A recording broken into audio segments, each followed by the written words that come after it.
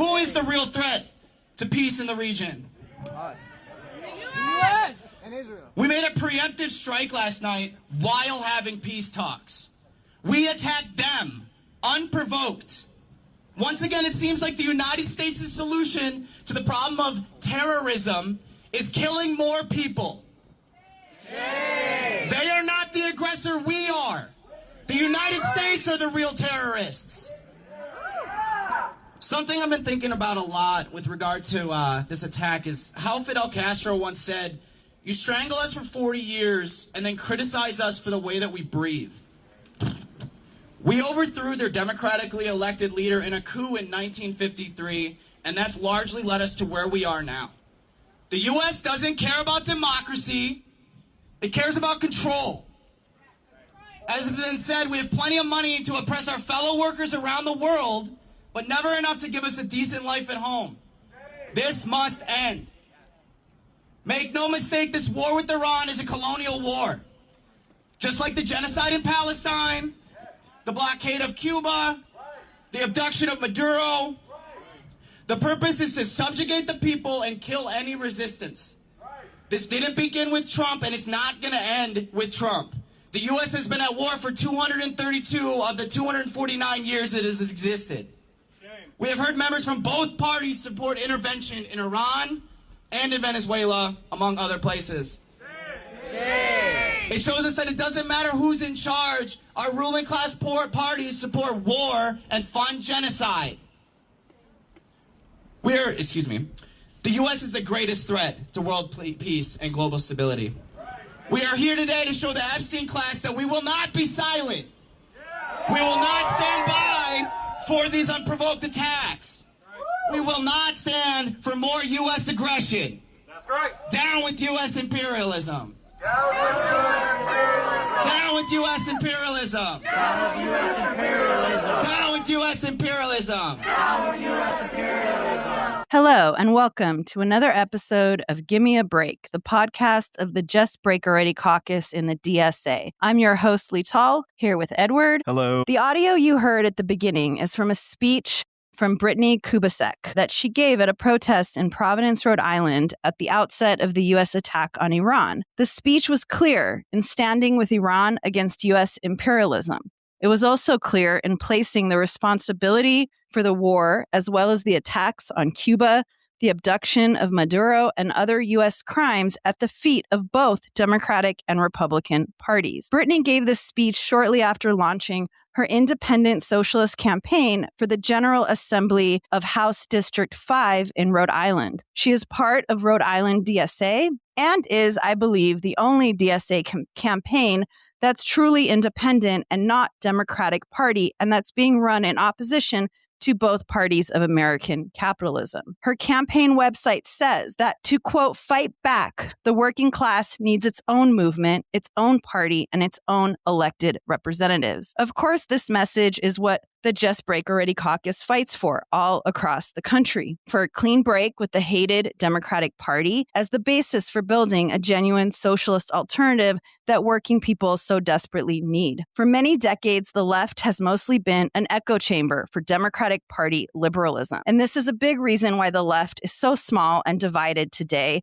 and largely irrelevant to the working class. We have to change this, and we at JBA think that this campaign is a small step in that direction and that the left should really rally behind it. So our guest today spent last weekend on the ground in Providence campaigning with Brittany and also interviewed her for our podcast. So welcome, Monica. Hello. Who is with the JBA here in New York City, and welcome, Jason. Hello. Who is with Labor Militant and United Front for a Workers' Party, and Jason is based in Seattle. So the first part of this episode will be us interviewing Monica and Jason about their experiences canvassing for Brittany.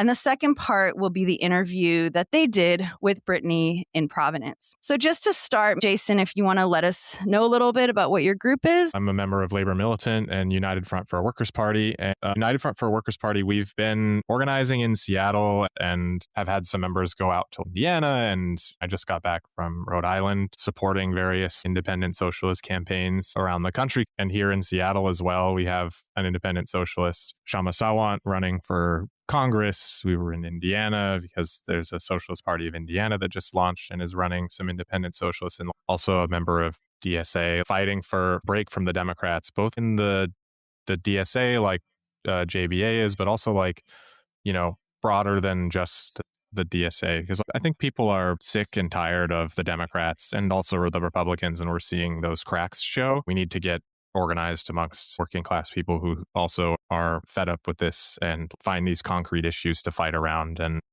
been doing that in Seattle, fighting back around things like free healthcare and attacks on working people from the city council and stuff, but also nationally. Great. Okay. So I guess I just wanted to start by asking you guys, what was it like canvassing on the ground? What did you do? I assume you door knocked and stuff like that. But maybe you guys can describe some of the work you guys actually did down there. And I think it was with other comrades of the Rhode Island DSA. Yeah. So maybe. Yes, that's right. So it was a really interesting 2 days there, going around a working class neighborhood where we knocked on people's doors and provided them with materials from the campaign, and actually got a chance to have conversations with people. And I remember very clearly the composition of the neighborhood being like heavily Latino. And for example, this one bus driver worker, Puerto Rican, who at first told us, I'm not really interested in politics. I don't think this is for me. And shortly after that, when we asked, well, what do you think about the current parties that exist? She let us know how she's completely under circumstances that come from having taken like a 50% pay cut, that the roads where she drives are a mess, that her family needs more affordable healthcare. And so we started talking actual politics through the demands that are in the campaign that Brittany is fighting for. And we were very engaged with her. And at the end of the discussion, she let us know that it would be really interesting to have other working class women around her meet Brittany and talk about these questions. It provided an opportunity to touch on these issues. It wasn't just about vote for Brittany, but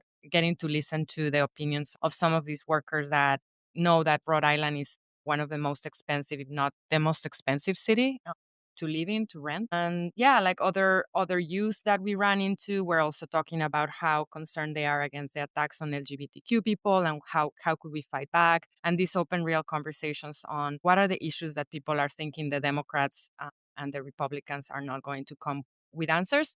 I would also say that there was a lot of skepticism about, like, okay, she's for these things, but is she really going to accomplish the demands? Like, what is this all about? And that provided an opportunity to talk about how, well, actually the change is going to come from working class methods and struggles on the different fronts, like unions defending themselves or fighting together against ICE. That the point is you cannot start doing this if you rely on the capitalist party. So those were some of the conversations I remember, but there were many, like people that voted for Trump, people that voted for Bernie, and just a general discontent about the existing political options. By saying this, it's clear that, people were curious about socialism, but they are not socialists. They're not open for a revolution like some people in the left think that, like the fact that there is so much people that hate the Democrats or hate Trump, that their consciousness is higher than what it is. But in this election, that's part of the purpose, right? To use these impulses and this hate towards the ruling class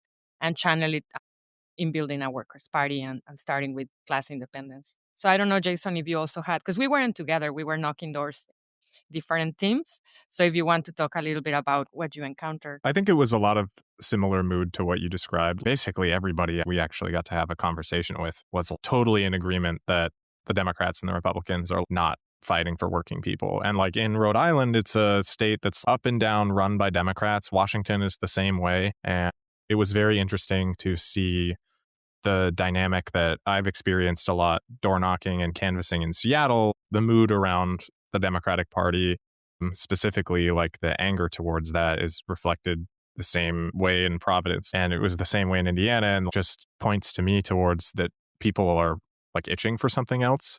I think that the thing I ran into was similar in the sense of the pushback I got was not around Brittany's an independent or a socialist or anything, but how do we win this stuff? Is she going to be able to do these things? And I think that's partially because people see the only examples of politicians we have of like elected officials managing capitalism, because it's all Democrats and Republicans that go these state legislatures and they operate in the interest of the capitalists. what we need to do by putting up these independent candidates is building that towards that workers' party. I think that it was good to be able to get into these conversations with people to explain that the role of any of our elected independent candidates, of an elected socialist, an actual socialist, is to use their office as a movement building tool to build this workers' party to fight for these things, because that's the only way that we've ever won free healthcare anywhere in the world, or raises to the minimum wage, etc. Independent movements of working people. It was good to get into those conversations with people. I see that the anger there is the same as it is in a lot of other places in the country. Something I learned while I was there is Providence is like the most expensive city in the country by like the difference between what it takes to live there versus like the median income that people make. That gap is the biggest of any city in the country. And so people are really frustrated about cost of living. Yeah, I think that point you made a little bit earlier when you were talking about running people for office as a means to build movement toward a workers' party is really one of the biggest differences we have with, I guess you could call it the establishment DSA position on elections, which is you run a candidate and then they get into office and they do all these good things, right? But that's not how socialists approach elections at all. Our whole point is we are approaching elections to split society on class lines, right? We want the working class to be organized in its own name and fight for its own interests, to help the working class move to an understanding that they're the ones who should call the shots in this society, not the capitalists. Actual change, like winning anything for the working class, has always come through class struggle. And the socialist position on elections, going back to the time of Lenin and the Bolsheviks, is we use elections to get out socialist ideas, support, advance class struggle. I think that's a really important and key point. That's one of our biggest differences with the other caucuses within the DSA. I mentioned at the beginning that there's an independent socialist running for Congress in Seattle named Shama, and she was on the city council for like a decade. And she got elected originally as an independent socialist, fighting for the $15 minimum wage, which Seattle was like the first city in the country to pass. That example of using your office to build a movement.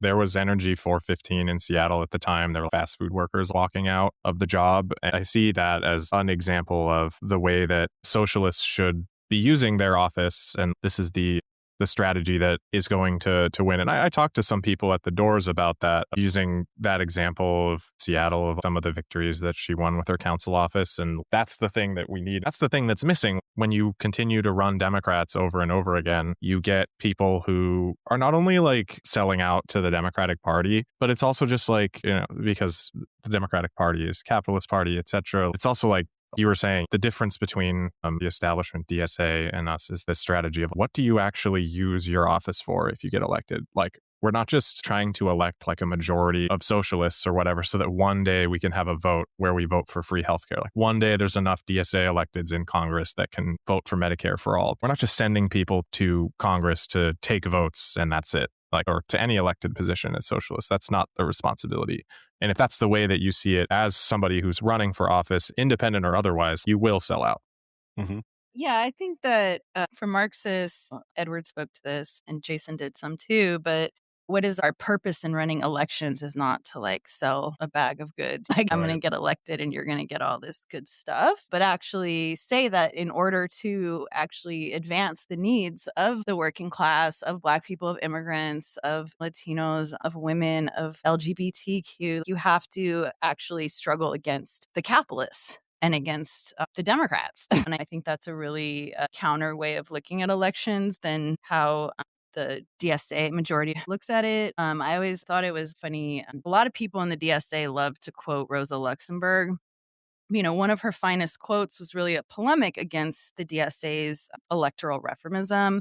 It was against municipal socialism, or in the US, they call it sewer socialism, i.e. Mamdani, who just, by the way, added more cops in his budget to oppress Black people, immigrants, and workers in New York City. But so Rosa Luxemburg said that the character of a bourgeois government isn't determined by the personal character of its members, but by its organic function in bourgeois society. With the entry of a socialist into the government and class domination continuing to exist, the bourgeois government doesn't transform itself into a socialist government, but a socialist transforms himself into a bourgeois minister. And I think that's really useful quote, because like Marxists understand that you don't get workers' power through elections, But as long as there's illusions in elections, which of course there are, Marxists have to use them to propagate our ideas and concretely as possible aid the class struggle. You can see like when so-called socialists run as and promote the Democratic Party,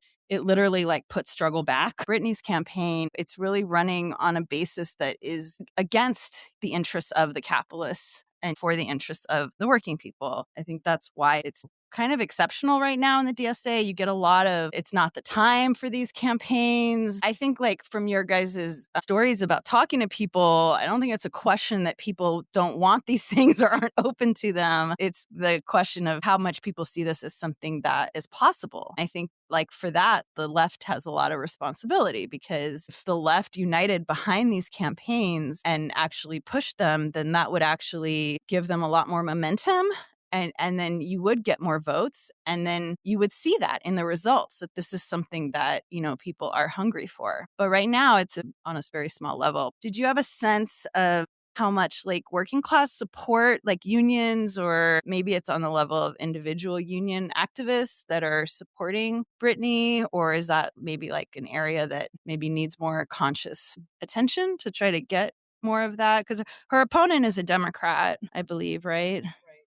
Mm-hmm. Yeah. Yeah, her opponent is a Democrat. I didn't get a sense. I don't know if you learned about any union support they had, Monica, while we were there. Her opponent is she talks about this a little bit in the interview, but her opponent is like a Nepo baby Democrat. Like his dad held the seat earlier. And I don't know what the union presence is like in Providence, but I definitely think that's like something that needs to happen. I don't know the makeup of how many union members are involved with her campaign, but I think that's something that they'll need to, I don't necessarily think it's the perspective that one member will necessarily be able to win their union local's endorsement, but fighting for that is important and polarizing around that, and exposes the union leadership for their rotten role in this country today of supporting Democrats hand over fist undemocratically without votes of their union members, donating millions and millions of dollars to elected Democrats all across the country. And like, I'm sure that's no different in Providence, but putting up that struggle in the union to both polarize against the union leadership, but also find more union members who want to break and support the campaign, etc. I think that's definitely a part of the campaign that they have to, if they aren't already, they need to get going. No, I didn't get confirmation that there's unions being motivated around the campaign, but certainly I know that Brittany is very much for better union organizing, including around the campaigns that she's had in this regard. But from the anecdotes I was mentioning, in particular the bus driver, when we were asking her if that's a possibility for campaigning or having people meet Brittany, she was very excited. And this is something that has some potentials. I didn't get confirmation, or I'm not certain if there's already some unions that are endorsing her or involving her in her campaign. I got from the interview and from what you guys were saying that the wealth gap is like massive. Maybe it's the biggest in Providence. I don't know. But also Providence is 45% Hispanic, which I didn't know until recently. And a large proportion of that is Guatemalan, Dominican, Puerto Rican, all countries oppressed by U.S. imperialism. And it's also, I think, 13% Black. And I think any working class campaign really needs to speak to the fight for Black and brown liberation and for defense of immigrants in this country, and why the fight to advance the conditions of the whole working people is so connected to those struggles. And that to fight imperialism, to stop ICE, to stop racist cop terror, you have to fight the Dems. And I feel like there are elements of her campaign that really do speak to those questions. And I was really happy when I saw pictures. Monica was holding up campaign material in Spanish, and I thought that was really important. You guys were doing that. I figured that her opposition to U.S. imperialism too would have some appeal as well with the large Hispanic population. Yes, I think that for the people that I spoke with, the people I was having some conversations, it was very refreshing, like as a starting point, that someone is not just pro-imperialist, because if you're a Democrat, you know what it entails. So there was in particular this white woman. She's been for decades a painter and very much opposed to the conditions that she's facing, and trying to do some work in her union to improve them. And we got into this conversation about why are all the jobs going to Mexico and China, and what can we do about that? And so it really did lead to, well, it is U.S. imperialism that is oppressing these countries, and workers in America have a material interest in the fact that conditions for other working class people outside of the U.S. and in countries under the boot of U.S. imperialism are not oppressed and are able to improve their conditions. So it really did lead to these conversations, having the issues posed in her campaign and like talking to workers that you would think are very conservative and pro-America. If you open the conversation and place it in terms of what we're talking about, which is polarizing along class lines, it leads you into a place where people really listen to it. They're not happy with the gas prices. They're not happy with the inflation. Some of them are just really, really angry and tired of what's happening in the country. So they connect the dots. I think that comes also in the interview, how the fight against the Democratic Party in Rhode Island is linked to broader issues. We had a couple conversations with Spanish speakers at the doors, which I don't speak Spanish, so I didn't get, but the volunteer that I was door knocking with did. People were interested, and I also think people recognize the Democratic Party is just as responsible for both U.S. imperialism, but also they created and funded ICE and these detention centers. And that is not lost on people, even though the Republicans are in power right now. They're also seeing Democrats like nationally call for not even cutting the ICE budget at all. They're moralizing around how horrible all of these attacks by ICE are around the country. But then what are they concretely doing about it? That's another piece, I think, connected to running independent socialist campaigns. Brittany is anti-ICE. I saw some stuff about the DSA chapter in Rhode Island fighting back against ICE in Providence. And so I think that is also an element of why it's important to be running these independent socialist campaigns and connecting both the fight for free healthcare and a rent freeze and a $30 minimum wage to the fights against oppression and U.S. imperialism. It's the same movement that will get ICE out of our cities and shut down these detention centers that will win free healthcare. It's the same kind of fight that's needed. Yeah.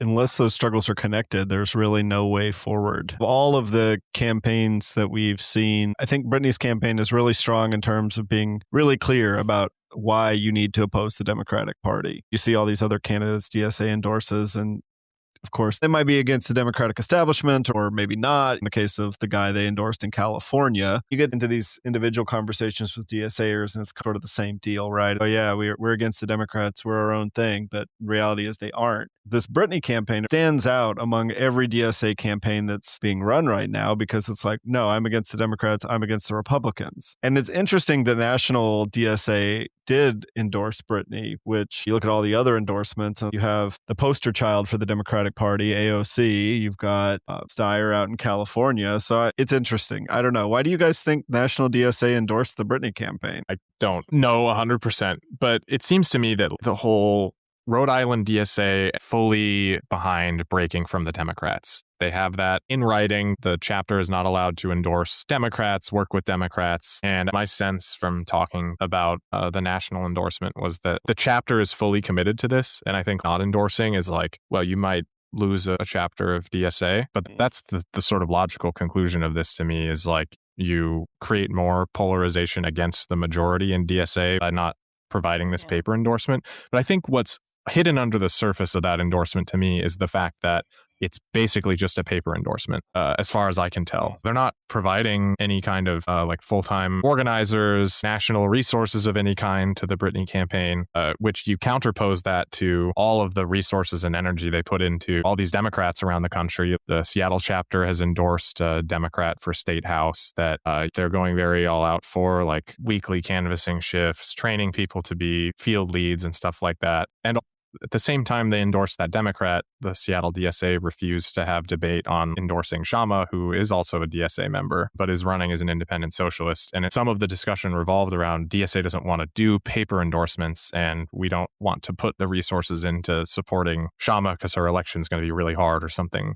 to that effect. They use this organizational thing around paper versus like more supportive endorsements to avoid the politics of the questions, which are like, we need to break from the Democratic Party. It's good the National DSA has endorsed her, but what is DSA nationally doing to support this campaign, which I see of all the endorsed DSA candidates, Brittany's is the most important of all of them because she's the only one who's like clear about the Democratic Party.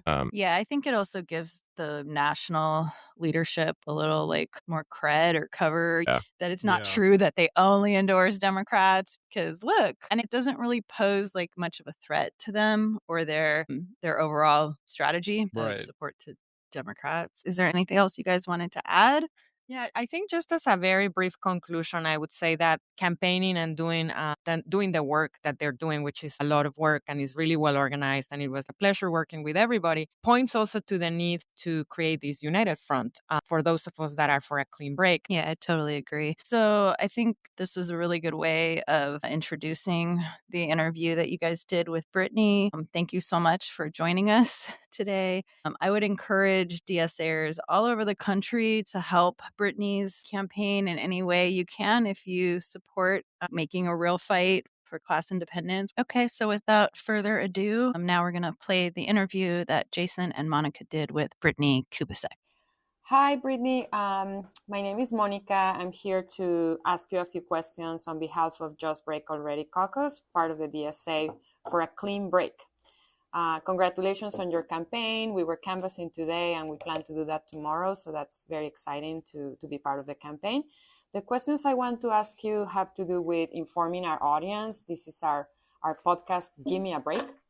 And my first question for you is, why are you running this campaign, and what are you running for? Like, for what office? Yeah, so we're running for Rhode Island State House of Representatives here in District 5. Which it's a Rhode Island State House seat, but the district encompasses a couple of neighborhoods within Providence. So the neighborhoods are Charles neighborhood here, and then we got the Wanscook neighborhood and the Providence College area. So very much a lot of working class people, a lot of people that are just, families trying to get by, trying to live their day to day. So we're running that's the seat we're running for. And then why we're running more broadly is because this is a pretty important political moment, as I think everybody recognizes with what's going on the national level, where we are getting capitalism without the veneers at this point, right? And seeing how things are, so many people are frustrated with the state of the world and don't really feel like they have a political home.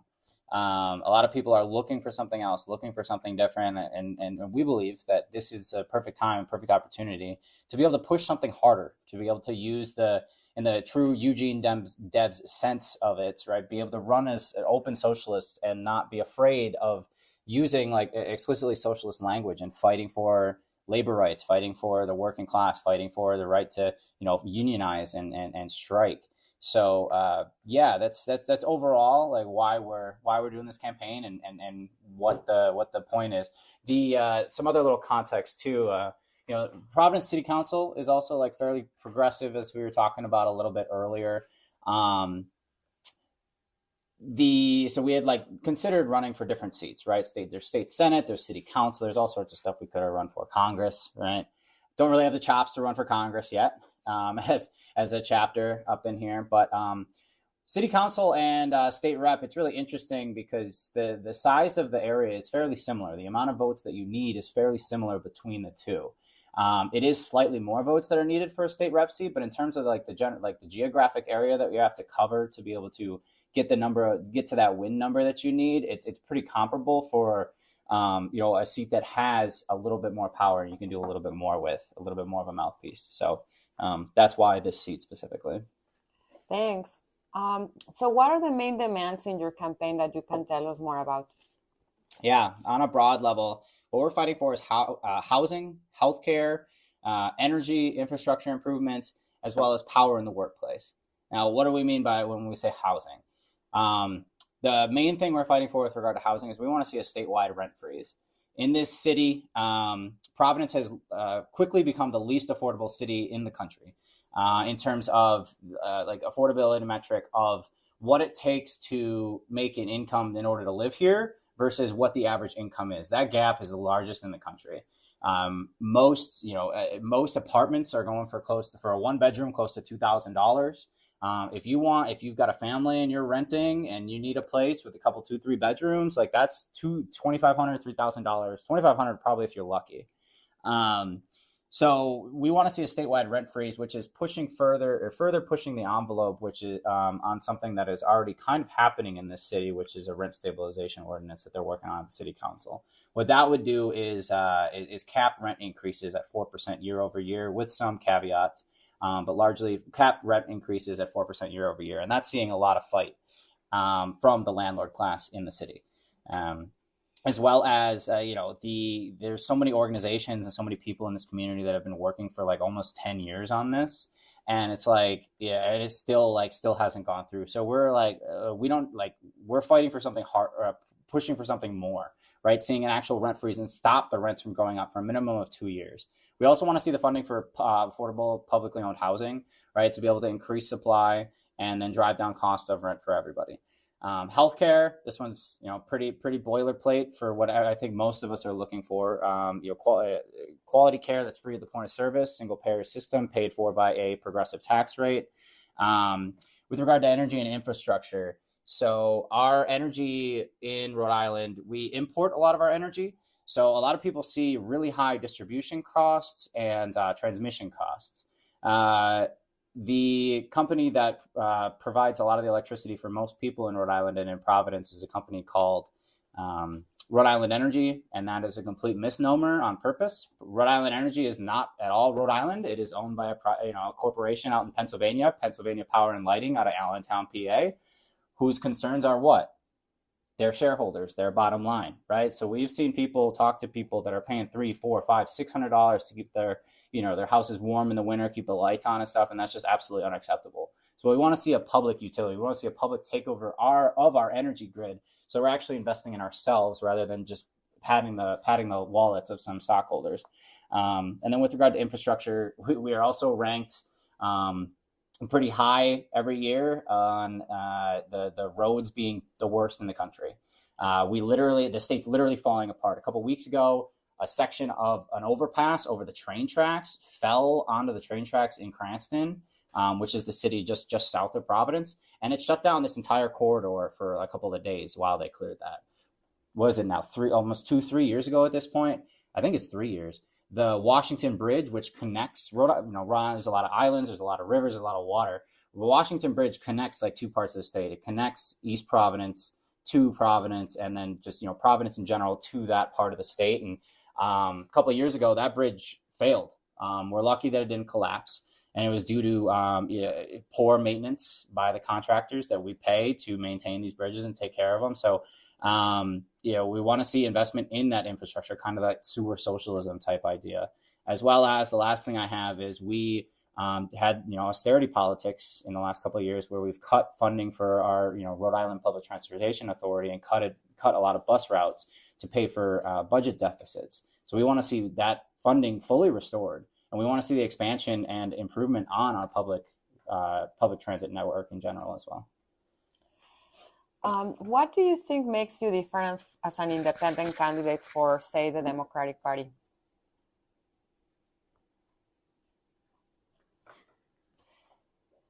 Yeah. Well, for one, I'm not a Democrat, right? So what makes me different is, I'm running as a socialist because I am a socialist. And the difference is that people are fed up with the Democratic Party at large on the local level and the state level, and the national level. So when we talk to people at the doors, a lot of them are fed up. A lot of them don't see a point or are losing, have been disillusioned about voting for Democrats and voting blue. We've been voting blue no matter who in this state for 40 or 50 years. And what's the result, right? We end up with these crumbling bridges, crumbling roads, sky high energy costs and cost of living in general.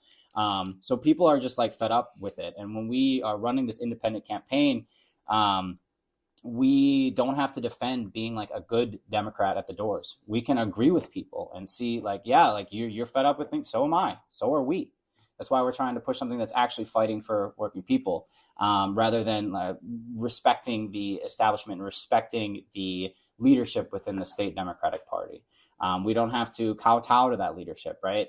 What we've seen in this state is when a lot of progressives get into office, and they've done some really good stuff, to be 100% fair. But a lot of them get sidelined by the establishment, because the establishment controls what goes through the state house.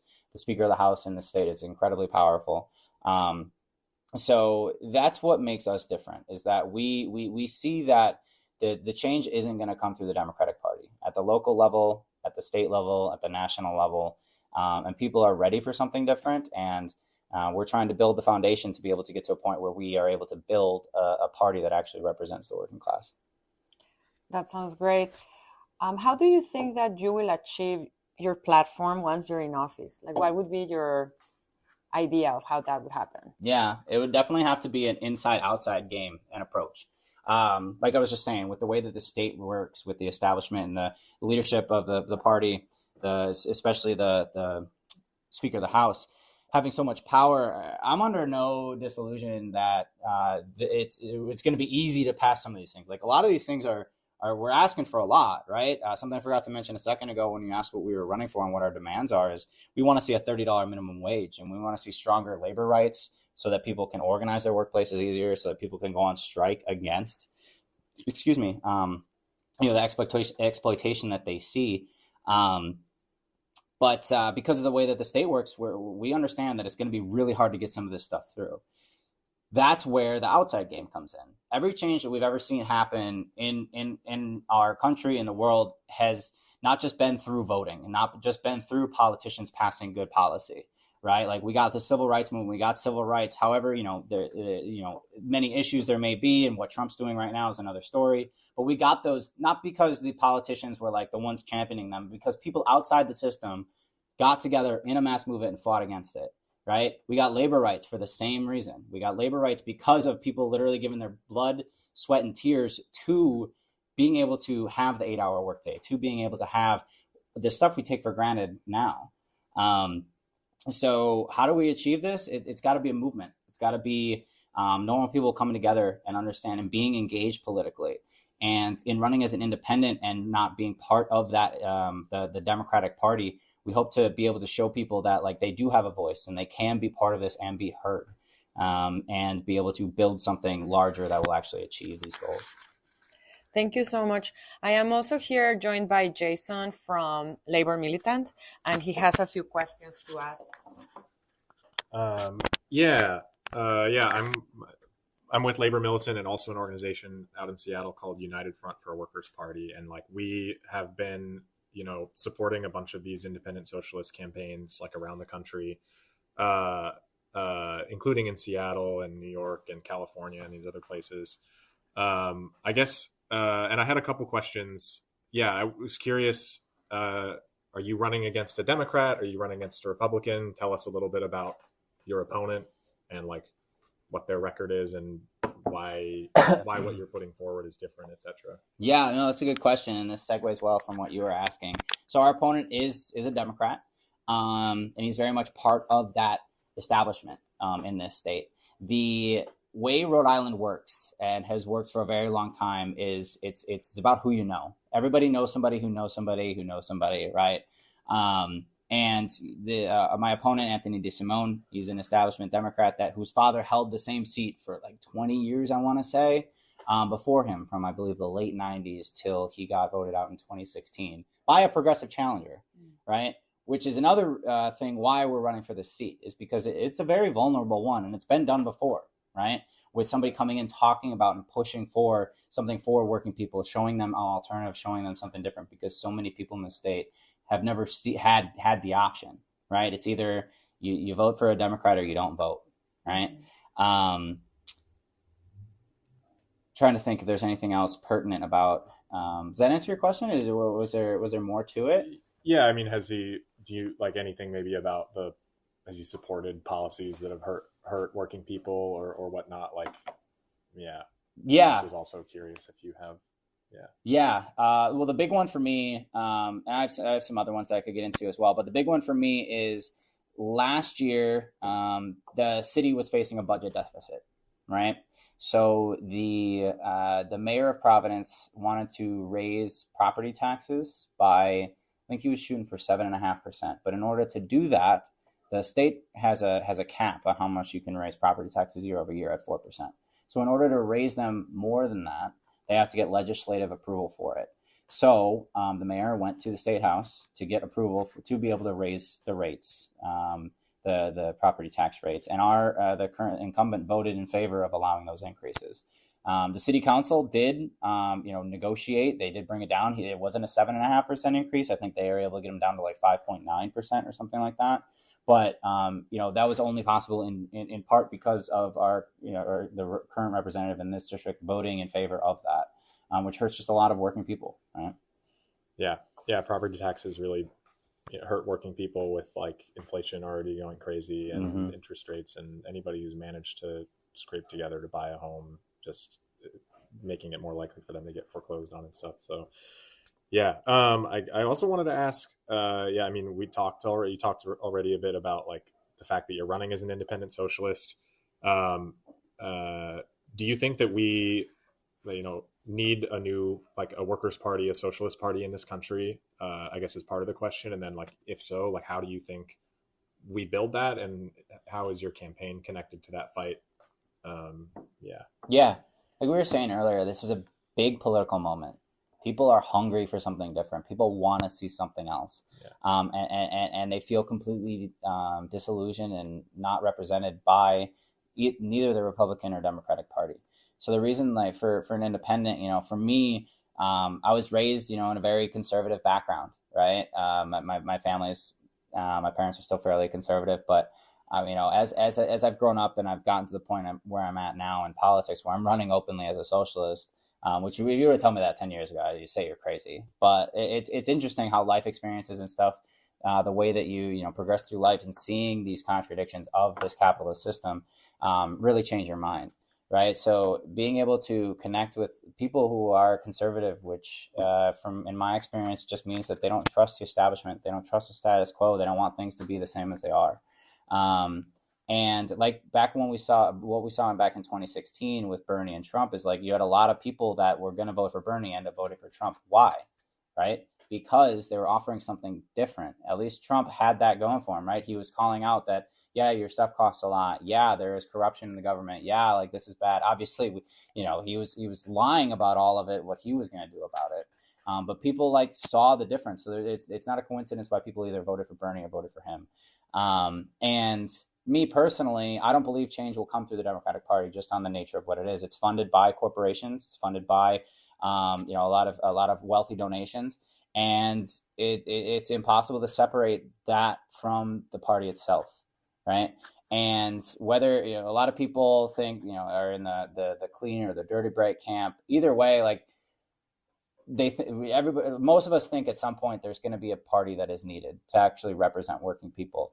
The question is just when to start doing that, and how this campaign fits in is again, this is a safe blue state, right? So we're not going to risk letting some conservative take a major office or anything. Like, this is an ideal testing ground for this experiment to prove that it can work, right? To prove that, no, we don't need to run as Democrats and hide our policies. We can be very open about what we're fighting for and what we're running for to be able to put working people first.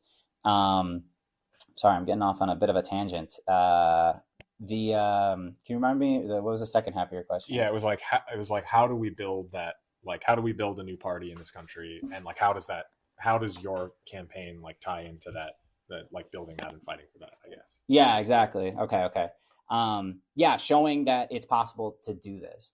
How I think that this would look if we're taking a big step, zoom out, right? Like, I think at some point there's going to have to be some sort of coalescing or coalition of the left in this country, at least the major like socialist groups, in order to like kind of merge membership in a way. The DSA, the reason I'm a DSA member is because we're the largest socialist organization in the country, 100,000 members now, right? And this is the first place a lot of people go when they start seeing something other than the two-party duopoly. When they start thinking of something other than just like capitalism, they start breaking that mold. Like, a lot of people first come to the DSA. And we have an opportunity here to be able to push something a little bit more radical. And when people come through because they're excited by Zoran or they've, whatever it might be, we can catch them and be like, hey, yeah, like, I'm glad you see the contradictions. I'm glad you see that this isn't working. That's why we're trying to do this and try to push that further, more of like a yes and type situation, right? Type conversation, trying to bring people in and help them understand that, like, no, we do need to build power outside of the Democratic Party, because if we're not building that foundation and building that infrastructure at some point, right, when it gets to the point of wanting to break, when does that come, right? We're going to have something to jump to. We're going to have the foundation and have an understanding of what that looks like, how to do it, and all that stuff. And if we're not putting in the work now, we're not going to have the foundation built already. So it'll never be the opportune time, because we're never going to have any of the opportunity to be able to do it outside. Yeah. I think that I think it's good that you brought in DSA, because that was going to be part of my next question, which is like, I think as far as I know, right now in 2026, you are the only DSA member running as an independent socialist anywhere in the country. Like DSA's main electoral strategy, I mean, they just Chris Robb, who is a DSA endorsed candidate, just won his election. DSA in California endorsed a billionaire Tom Steyer, who's running for governor. Yeah. Obviously, Mamdani won his election last year as a DSA member, and DSA just endorsed like AOC for her re-election campaign. Like, what do you think about DSA's like strategy nationally of continuing to run and endorse these Democrats in comparison to like what you're doing here with your campaign? Yeah. I'm really not like a big fan of what National DSA's approach is with that. Like, I really wish we were trying to push this at a national level. And I think that, again, tying back into how this campaign becomes part of that conversation, it's proving that it's possible, proving that we can do this. Because yeah, it's great that we're getting all these DSA members elected, right? Or DSA candidates elected, like the ones you're mentioning and plenty others. I think it's fantastic. I think it is continuing to show that people aren't scared of socialism anymore. Like, this isn't the 1950s. This isn't McCarthyism anymore. Like, people see the problems with the current system, and they're willing to listen to people who are pushing something different. So there's no need for us to be able to hide behind the Democratic Party label anymore. Like, we can build outside of that and actually and show people and give them an opportunity to be part of the political process. Sorry, I got myself off on a tangent again. Yeah. I think something connected to that to me is like DSA is, I mean, I mentioned all of these different things, these different Democrats that DSA has been supporting, and some of whom have won their elections. But it's also like, there's a number of other independent socialists who aren't DSA member, or some of whom are actually DSA members that DSA hasn't endorsed. There's various projects around it. Like, we're seeing like a rise in these types of campaigns. There's like an independent socialist running for Congress in the Bronx. There's an independent socialist running for Senate in Massachusetts. One running for Congress in Seattle. There's a Socialist Party of Indiana that was just launched by DSA members in Indiana that's running some candidates. And it's like the DSA is supporting these Democrats, people like Tom Steyer, who's the billionaire in California, but then, Central Indiana DSA has not supported the Socialist Party of Indiana or these other candidates that are running for Congress and Senate and stuff around the country. And like, I guess, like, I don't know, what is your thought on that? I guess it's kind of connected to that previous question, but like, how do you, I think we got to force the issue, right? We've already seen that there are conversations happening that we're not even in the room for about, the opportunity that we have here, and making people like have a conversation, actually think about like, okay, well, like, Brittany is a great candidate. She is, very DSA forward, very socialism forward, and not afraid to like speak up for working people's on working people's behalf. And is there a piece to that is she's allowed to do that, or she's able to do that because she's not running as a Democrat, because she doesn't have to worry about ruffling feathers? And if we're able to like have this conversation and bring that to the forefront of the national politics, and actually see like some movement. I think we were talking the other day. I think the DSA is a lot more 50-50 on this than it might seem. I think it's becoming a lot more evenly split between people who want to take over the Democratic Party and use that party surrogate type idea, or people that want to see some form of a break, whether it be clean or dirty. And this is just another piece to that. It's being able to show that, hey, like, no, we don't have to do this anymore. We can do something else. Yeah. I guess then the last thing I wanted to ask was like, yeah, there's this, you mentioned it a couple times, but just to clarify, I mean, there's the dirty break strategy where some people in DSA and just on the left, I guess in general, argue for we should there's various levels to where these dirty breakers like think the break should be. But the basic premise is that we should run some Democrats and like do work with the Democratic Party. And at some point, then we'll have enough power to break away. And like JBA and, is for a clean break. United Front for a Workers' Party. I'm also a member of DSA. We're for a clean break. Where do you fall on that? Like, do you think that we need a clean break? Clean break says we should break from the Democrats right now. We should not be supporting. I mean, I guess we've sort of talked about this a bit, but like, yeah, where do you lie on that? Yeah, I mean, I guess just definitionally on my campaign, I guess I'm in the clean break camp. Cool. But I'm not trying to disparage people that are, think that there's potential in running as Democrats and eventually breaking. I just believe that we need to have that piece actually built as well, right? Because I've had conversations with people where like, there's the opportunity to be able to peel off some of these progressive Democrats to be able to break, right? But we have to show them that it can happen, that you can actually be successful doing it this way. But yeah, personally, like I wish the DSA on a national level would. I know we had last convention, we had passed a resolution to run somebody for president, right? And that, we are working on building a party. However, we just see the party as being a DSA member. I think we need to have an actual party line to be able to say that, in my opinion. Otherwise, you're still dependent on all the Democratic Party infrastructure, whether it be van or the funding or anything else, to be able to run campaigns. And at a certain point, like, I think that even if we were able to take over enough of the Democratic Party to be able to have some real say, like, there's nothing stopping them from taking their toys and going home, right? Like pulling an Eric Cartman, right? So yeah, I want to see us pushing something more radical, and because I think it dilutes the movement a little bit. I will say, like, I think we were talking about this earlier too, like, it does break trust a little bit when you're forced to kowtow to capital and not stand on your business. I wouldn't even say, like, not stand on your business. It loses trust with the public. It loses trust with, regular everyday working class people, because they hear what you say and they want to believe what you say. But then you go and don't support people trying, what was the 24 hours down in New York? 24. Yeah, no more on 24, and plenty of other things. I think it breaks that trust and kind of dilutes what we're trying to achieve here, and just, again, funnels people back into the status quo. Yeah, just to close up, do you want to say anything else? When are people heading to the polls? What's, anything else that you want to add? Yeah, this is good. So I'm running as an independent, not a Democrat.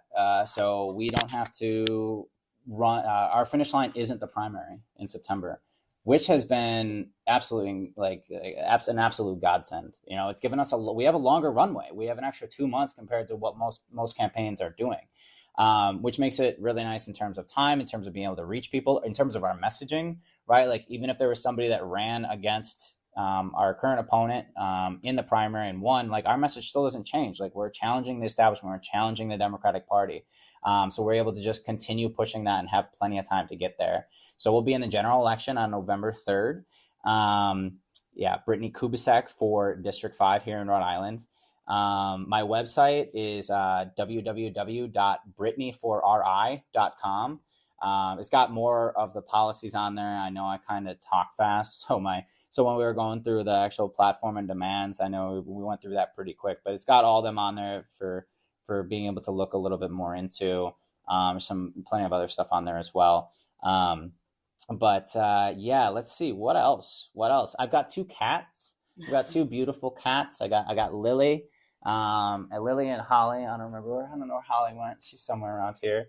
Yeah, I'm an engineer by trade. I'm a Navy veteran. I would love to have a conversation with you guys another time about my views on the military-industrial complex. If you let me go down that path, I will not shut up.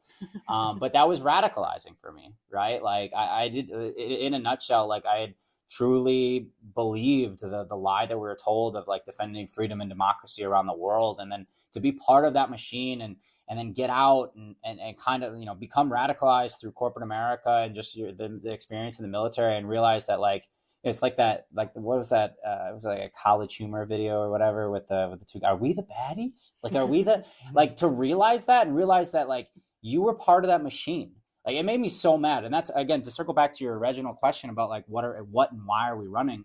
I'm upset about being lied to. I joined the Navy to get out of my small hometown in Wisconsin, where, people pretty much, they grow up there, they live there, and that's it. Right. Like, and I wanted to get out of my hometown, and to do that, I joined the military, and it's not a coincidence that they are recruiting at high schools in rural areas, or in, city centers and urban areas or whatever, at schools, because the only way to get out of your situation is to, in a lot of cases, is to join the military, that poverty draft concept type thing. Right.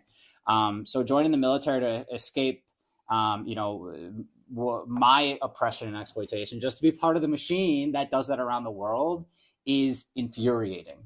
And I'm angry about it. And to sound like Liam Neeson here, right? Like I have some skills, right? Like the Navy made me incredibly disciplined. It made me incredibly organized. It made me incredibly militant in more ways than one. And I want to use it against them, and I want to fight back. You had talked about, your experience being in the military, and we talked about some of your demands, but I guess a two-part question is like, you have an anti-war stance. Like, could like explain maybe your what is your position on, I guess, opposing, the war in Iran, the genocide in Gaza, and U.S. imperialism, I suppose, around the world. And then also, like, how does that connect to these local issues in Rhode Island that we were talking about, of like, it being unaffordable and fighting for a rent freeze, fighting for free healthcare? How are those fights linked? And like, how does your, like, if you win this election, like how does that translate into, I guess you also talked about like what you would do, like how to achieve these things, and how does opposing those things connect to fighting for these issues? Yeah, it's that old that Tupac quote, right? We got money for war, but we can't feed the poor. I am staunchly anti-imperialist at this point in my life. Like, if we spend so much money on the military, obviously that's why there's no money for anything else, right? Because we have to make sure that the military-industrial complex gets their buck at the expense of all the social programs. And on the state level, that affects how much money we're getting back, getting from the federal government in terms of funding, right? Because there's only so much left to go around, however much we can get from the federal government, because we spend so much on war. Additionally, we have a detention center, an ICE detention center here in what is it, over in Central Falls, the Wyatt. They have contracts with ICE, and there's been plenty of protests over there about this. And I think that's really how it all ties back in together, right? Because we understand that, imperialism abroad means fascism at home, right? That when we, a lot of our police departments go over and train with IDF, right? Whether that be, Providence, Rhode Island, New York City, whatever, right? There is so much cross connection, and a lot of the stuff that they do over there ends up coming back here. A lot of the surveillance that we see, a lot of the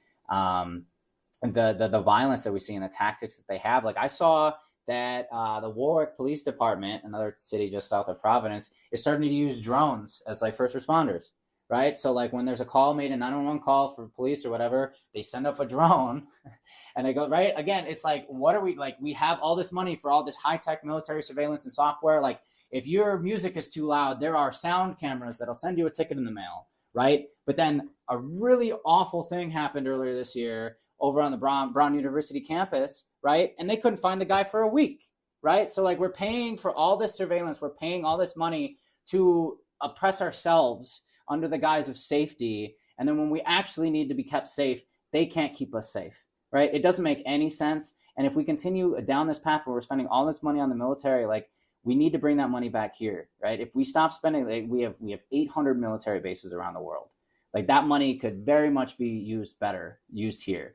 And it's not just the military aspect either. It's the economic piece that the United States does to other countries, right? And that's what you're seeing Trump do to these sanctuary cities, where he's threatening to cut funding and this and that, right? Like, that's kind of analogous to like what you see happen to countries like Venezuela or Mexico or Cuba in regards to the economic sanctions and embargoes, right? It might not be a physical blockade, but like, if you're not able to trade with other countries and exchange currency because of the U.S. control over the global financial structure, it starts you off, you're not on an even playing field. And until we do something about that, we can have all these. We might be able to get some things here at home, but we'll never actually have a truly free and just society. So for people listening who want to help build the campaign, how can they get involved? Where can they follow you? Any of that stuff you want to plug? Sure. I mean, if you live in Rhode Island, especially if you live in the Providence area, please go on my website. There's a form you can fill out where to put your name and number in there to get in contact with the campaign. There's also an events page that'll take you canvassing, brittanyforri.com/events. We canvass every Saturday and Sunday. So there's plenty of opportunity. We're actually have our big push canvass next weekend. So if you're in Providence in the Rhode Island area, please come through. We'd love to see you. Otherwise, donations can help a lot. Our opponent brings in like $40,000 every campaign cycle, which is a solid amount for a race of this size. So we definitely can use the help in that sense as well. And that's brittanyforri.com/donate. And then the last thing I'll say is I got my socials. So I'm on Twitter, I'm on TikTok, I'm on Instagram, I'm on Facebook. I'm also on YouTube, although the only thing I've ever posted on YouTube is my campaign launch video, which I would recommend watching. Like, I really enjoyed making it. We had a local videographer and editor that helped us get that all shot and made. So please watch that. I love it. But I guess I'm a little biased, right? All my socials are the same at Brittany4RI. So I make it real easy. Everything is Brittany4RI. And so, please check me out. You can donate if you're in the area and can come canvass. We'd love to have you. And just appreciate you guys taking the time to talk to me and let me talk about all this stuff. Yeah. It was great to talk. Thanks for coming on. Yeah, of course. So there is an additional message from Brittany in regards to what's happening in the world, and I'm just recording this one now. So the way that we achieve this change, I think we in America can take a lot of inspiration from what's going on down in Bolivia right now, where you have working people in all sorts of different towns, villages, and then the cities putting up roadblocks and organize, right? Like they have specific times that they're on watch. They have specific times that it's their shift or whatever to watch the barricade to shut the country down. That's what I'm talking about when I say that this needs to be a movement. We need to be organizing as workers in our workplaces against the corporations and these bosses. We need to be organizing as tenants and renters against these local landlord barons, right? That are specifically in like this district. We have a couple, Strive Realty and 02 and 908, where they own a ton of housing, right? And we need to be organizing as tenants against that. There are some organizations in Providence that are doing an incredible job with tenant organization. And I think that's some real revolutionary stuff. And then obviously organizing our communities, right? Mutual aid type stuff, showing up to the protest, like being present in the community, as well as politically. And that's how I see my role. I don't see my role as like, I'm going to be the one to champion and bring socialism. Like I am more or less just a pawn, right? I want to be a mouthpiece to be able to help working people like understand the power that they have when we as a collective like come together and stand up and say like, no, like we're done. Like if we as Americans did what the Bolivians are doing right now and just stop going to work tomorrow and all like, linked arms in a chain on 95, like we would get what we want real fast. So yeah, we should take a lot of inspiration from that. And then there was something else that you had just said with regard to this question. That's good.